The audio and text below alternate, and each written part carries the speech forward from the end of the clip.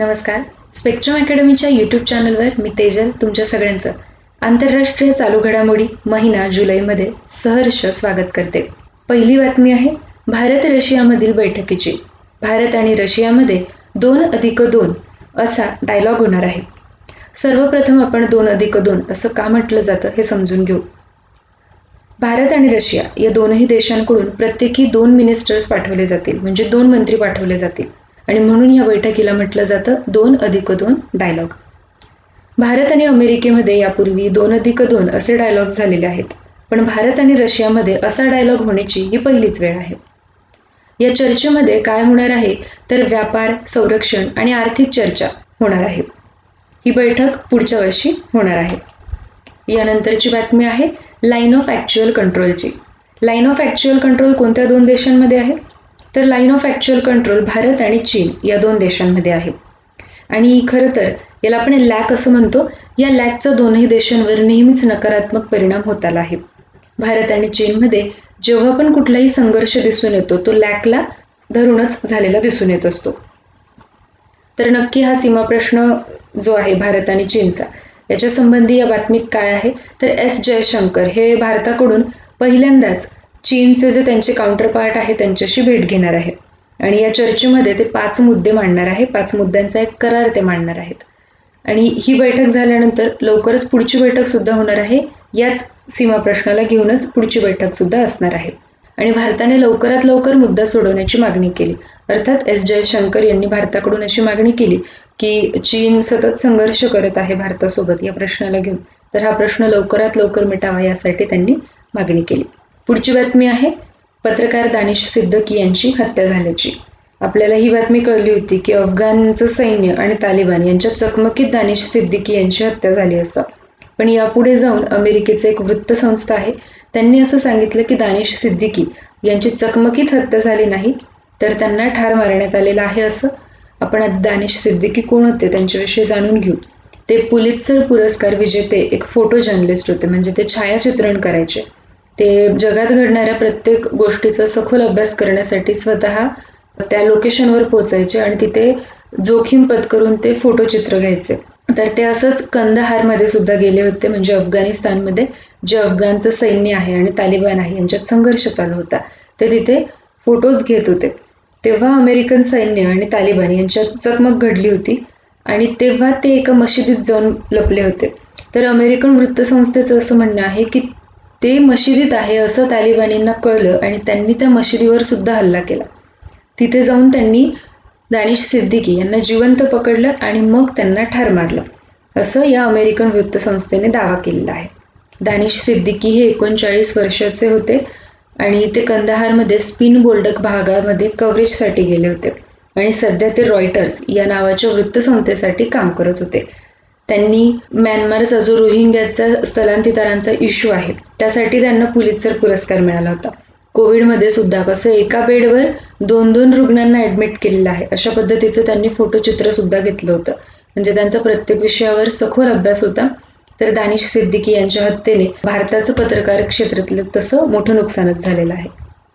Antony Blinken Bharat दौऱ्यावर अशी पुढची बातमी आहे. तर हे अमेरिकेचे परराष्ट्र मंत्री आहेत आणि ते पहिल्यांदाच भारत दौऱ्यावर येऊन गेले जुलै महिन्यामध्ये. तर भारतात ते आल्यानंतर भारतात चर्चेचे मुद्दे होते. पहिला मुद्दा होता अफगाणिस्तान. अफगाणिस्तानमधून अमेरिकन सैन्य वापस जात आहे हा मुद्दा होता. याचा भारतावर सुद्धा विपरीत परिणाम होऊ शकतो. तर मग त्यामुळे या चर्चेमध्ये अफगाणिस्तानचा मुद्दा होता, पाकिस्तानचाही मुद्दा होता. जसं अमेरिका आणि अफगाणिस्तान हा एक मुद्दा आहे तसा पाकिस्तान आणि भारत हा मुद्दा तर नेहमीच चर्चेत असतो. तर या चर्चेत पाकिस्तानवर सुद्धा अँटनी ब्लिंकन बोलले. त्यानंतरचा होता लसीकरण हा मुद्दा, करोनाच्या लसीकरणाविषयी, आणि भारत आणि अमेरिका यांच्यातील गुंतवणूक हा एक मुद्दा होता, व्यापार एक मुद्दा होता आणि शिक्षण हा सुद्धा मुद्दा होता. यानंतर बायडन प्रशासनाने एक नवा क्वाड गट नेमला आहे. तर या गटामध्ये कोणते 4 देश आहेत? अफगाणिस्तान, पाकिस्तान, उझबेकिस्तान आणि अमेरिका या 4 देशांचा नव्या क्वाड गटामध्ये समावेश होतो आहे. हा एक राजनैतिक मंच असेल आणि त्यामध्ये प्रादेशिक संवाद असेल. मुख्यतः कोणता प्रादेशिक संवाद असेल तर अफगाणिस्तानमध्ये शांतता आणि स्थिरता नांदावी यासाठी हा क्वाड गट स्थापित केला गेला आहे. पुढची बातमी आहे कान चित्रपट महोत्सवाची, ज्याला इंग्रजीमध्ये आपण कान्स असं म्हणतो. या चित्रपट महोत्सवामध्ये एक विशेष घटना घडली, ती म्हणजे 28 वर्षांनी एखाद्या महिला दिग्दर्शिकेला पुरस्कार मिळाला. आणि चित्रपटाचं नाव होतं तिताना. तिताना या चित्रपटासाठी त्यांना पुरस्कार मिळाला. त्या फ्रेंच दिग्दर्शिका आहेत, त्यांचं नाव जुलियाना असं आहे. आणि हा कान्सचा 74वा महोत्सव होता. आता वळूया पुढील बातमीकडे. सगळ्या जगाचंच या बातमीकडे लक्ष होतं, ती म्हणजे टोकियो ऑलिम्पिक्स 2020. करोनाच्या प्रादुर्भावामुळे मागच्या वर्षी या स्पर्धा होऊ शकल्या नाहीत.